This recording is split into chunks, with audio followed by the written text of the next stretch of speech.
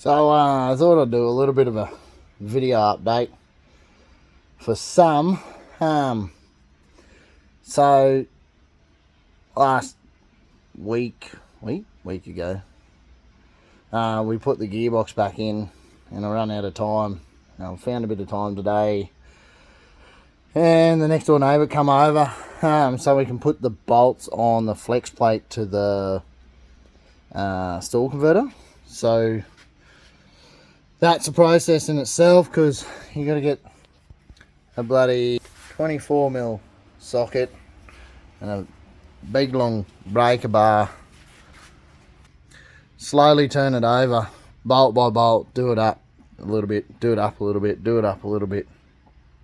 Because what I have found in my last two gearboxes is that the flex plate, I was using the wrong one. It was for a cast iron block, not an LS, and the LS block to the crank is different. So there's a spacer in here, and then when you pull this, put all this back together, you need to measure the distance between there and there when you first check it, and then add distance that you're meant to pull it out, the stall converter out of the gearbox. Otherwise there's not enough connection between the gears and the shaft and the oil pump drive. So when I measured it, it was, last time it was like 7mm. This time with the new plate it was like 4. I think overall we needed like 2 point something mils, so I put a 1mm spacer in there, washer. As you can see, focus. No, not focusing. Anyway, so yeah, done all them up FT. Just going through now, putting all the neutral start on, the selector. It's a pain in the ass, it's a two-man job. I'll put me high range, low range back in shortly, and I'll put the starter motor back in, and then we can run. So I've got an aeroflow trans cooler now, so hopefully, saying all that, it's a big enough cooler, big enough lines, big enough box. We're going to test the stall out, because I went back to a standard one for now, because I've got a trans brake fitted. It's reverse pattern gears, so that's park, reverse, neutral, 1 2 3 4. So and it's ungated, so you can go from reverse to first quick if you need to, which is what happened when I rolled it. I couldn't get back into reverse fast enough to get it back onto its feet. So hopefully that sorts a few things out. I had a few battery issues. They were way down the back. The battery was way down the back, and it made the back of the car really heavy for the springs, coil springs. So I'll try and change that over to airbags and get a bit more weight up the front.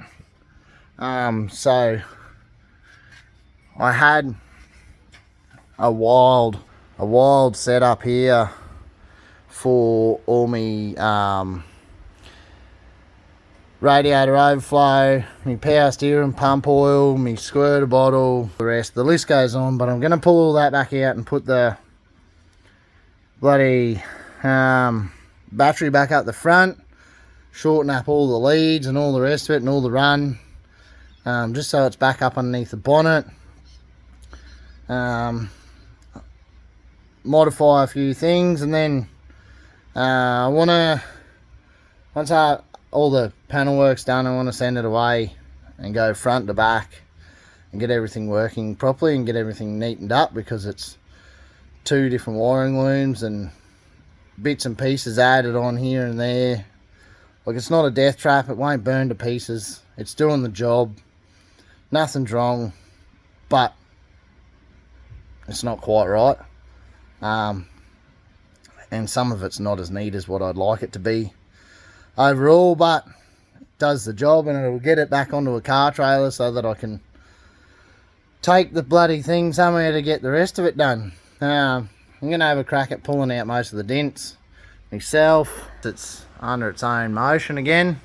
And yeah, once I can start pulling on some dents and whatever, and kick the windscreen out and fit some new doors and whatever, I'll cut some bloody skins and weld all them back into place, and then we'll paint her up and make her all look nice and shiny again.